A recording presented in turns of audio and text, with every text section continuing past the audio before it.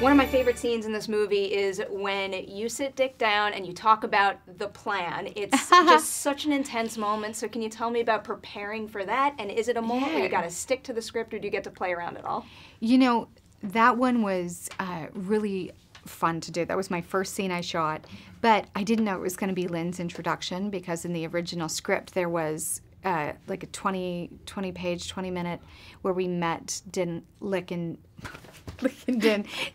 Lynne as it's been a long day. It's a spoonerism. Lickin' Have you ever done a spoonerism before? No, what is that? It's when you reverse the two letters. So it's like my name is Lickin' is amazing. My name would be Neri Pemeroff, but it's really Perry Nemiroff. Oh, got it. You would be Amy Adams though. I would be.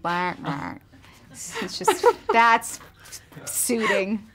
Another boring aspect of me. Oh, no, I'm kidding. But I'm not kidding. But what was I saying? Oh, in the beginning there was a part of the film where you met them as teenagers, and that was Adam realized that wasn't necessarily working, so Hank and he tried it with just introducing Lynne with that speech, and so it ended up landing even more impactfully than when I originally did it, because I really thought we were going to know Lynne before that. So, but it was a great introduction to a character. I know this is specific, but what about that line where she just kind of goes, I believe it's something along the lines of like, this is how it is for a girl, especially nowadays when we're kind of defying that in every single aspect, and to have to say that with such authority too. Is it tough for you to kind of, I know it sounds like a mouthful to me. Well, you know, it's interesting. I've played a lot of characters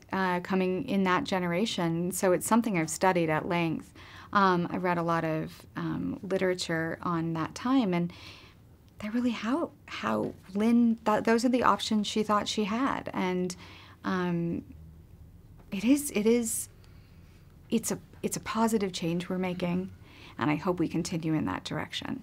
You know, and it's great because my daughter came with me, and we did a piece of that scene. I had to do ADR for that scene, and she's like, "What do you mean she couldn't go to that university?" And like, I love that my daughter was like, "That's ridiculous. Like, I'm gonna run for mayor," you know? Slow steps towards just making it the norm. Yeah. So we do a show on Collider called Collider FYC, and it's the time of year when we get to celebrate these wonderful movies that we're going to be talking about for the next few months. And one of the things we're always talking about is, what does the idea of Oscar movie mean to you? What does this season mean to you? So I wanted to pose that question to you today. Oh, it's interesting. You know what? It's fun. It's great when you get to be involved in one of the films that's being touted, but it's just as much fun to get to watch the films that are sort of being out there, even the ones that don't necessarily get the same traction.